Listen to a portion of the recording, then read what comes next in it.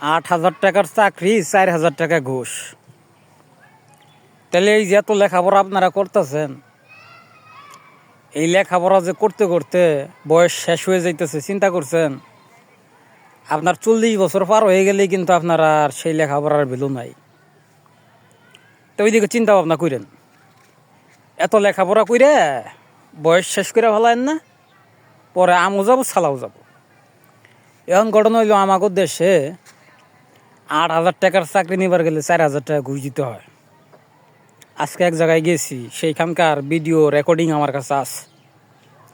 তাইলে মনে করেন যে এই যেমন একটা অবস্থা, বেসরকারি খাতে যদি, বেসরকারি কোম্পানিতে যদি 8,000 টাকার চাকরিতে যদি 4,000 টাকা আমার ঘুষ দিতে হয়, তো সরকারি খাত তো এটা তো শেষ, পয়সা গেছে গা।